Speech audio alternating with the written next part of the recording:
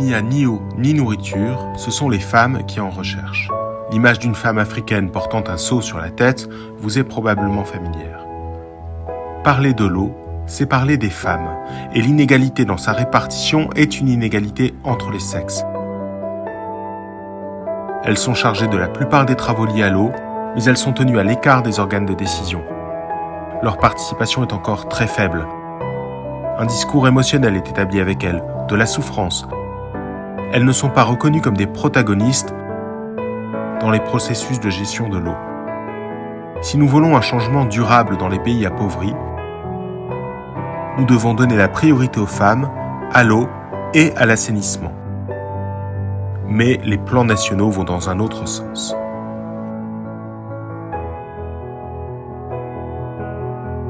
Certaines études parlent de 40 milliards d'heures par an passées à collecter de l'eau en Afrique subsaharienne. Cela représente les heures de travail annuelles de 68 millions de personnes. Et savez-vous qui occupe la majeure partie de ces heures ? Les femmes et les filles qui consacreront une grande partie de leur vie à cet objectif sans pouvoir choisir d'aller à l'école et de pratiquer d'autres activités en plus des dangers qu'elles vont rencontrer. Aujourd'hui encore en Afrique, seuls 58% de la population a accès à l'eau potable à moins d'une demi-heure de chez soi et 36% a accès à des toilettes de base. Au Bénin, les filles âgées de 6 à 14 ans consacrent plus de 2 fois plus de temps à ces tâches que leurs frères. Dans les zones rurales du Malawi, jusqu'à 8 fois plus. Au Mexique, l'armée des femmes zapatistes pour la défense de l'eau est apparue, réclamant de l'eau pour leur village au moment de la construction du système du barrage de Cutzamala. Ce sont les femmes qui fournissent. Ce sont elles qui sont responsables et qui se battent pour les camions-citernes, mais elles ne sont pas autorisées à décider. La décision finale est laissée aux hommes. Et croyez-le ou non, dans certains endroits, une simple latrine représente un bond en avant dans l'égalité des sexes. Plus de la moitié des filles africaines qui ne vont pas à l'école le font parce qu'elles ne disposent pas de toilettes séparées et d'un accès à l'eau potable. Les femmes doivent sortir pour évacuer la nuit, car elles sont harcelées par les hommes pendant la journée. Et ces mêmes nuits cachent des histoires de harcèlement et de viol.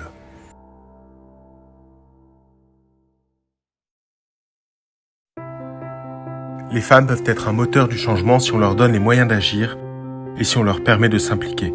Ce sont elles les principales victimes et c'est par elles qu'il faut commencer pour libérer ces pays des maladies, de la mortalité infantile et de la faible productivité. En 2016, un programme a été lancé pour prévenir les obstacles qui empêchent les femmes et les filles d'accéder à l'éducation. Les obstacles se présentent sous toutes les formes, y compris les obstacles financiers, de transport et autres.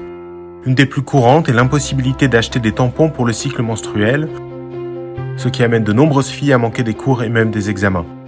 Le projet s'est concentré sur la production de serviettes hygiéniques réutilisables, combinées à des cours d'hygiène et d'autonomisation pour les femmes. Il a débuté au Kenya avec un grand succès, puis s'est étendu à la Papouasie-Nouvelle-Guinée, à l'Afrique du Sud, à la République démocratique du Congo, à Haïti et à l'Inde. À Madagascar, nous travaillons avec les communautés locales pour construire des puits d'eau potable. Ils sont construits à côté des écoles pour ajouter un potager et ainsi diversifier l'alimentation des cantines scolaires. Dans le village d'Ayaou, une communauté de 15 000 personnes située à Costal des Marfils, composée de 7 anciens villages, a été déplacée de la rive du lac en raison de problèmes sanitaires. Mais dans la nouvelle colonie, ils avaient encore des problèmes sanitaires en plus du manque d'eau. Afin de résoudre ce problème et avec la collaboration du Conseil des anciens et des chefs des 7 quartiers, un projet a été créé pour fournir aux habitants de l'eau potable. Grâce à la solidarité de toute la communauté, le forage du puits a commencé, mais un conflit civil a éclaté, une guerre qui a tout paralysé. Quand il n'y avait plus d'espoir, la population a réagi. Ils ont protégé les matériaux et l'argent. Après les années de crise, les travaux ont repris et ils ont réussi à mettre en œuvre tout ce qu'ils avaient prévu. Aujourd'hui, chaque quartier dispose d'une fontaine publique et d'eau dans les écoles. Au-delà de l'amélioration évidente de l'assainissement, la communauté est fière d'être le seul village à des kilomètres à la ronde à disposer d'installations d'eau potable. Ce sont de petits exemples de grands triomphes. Beaucoup ont vu le jour grâce au travail d'anonymes, issus d'ONG, de communautés et d'associations.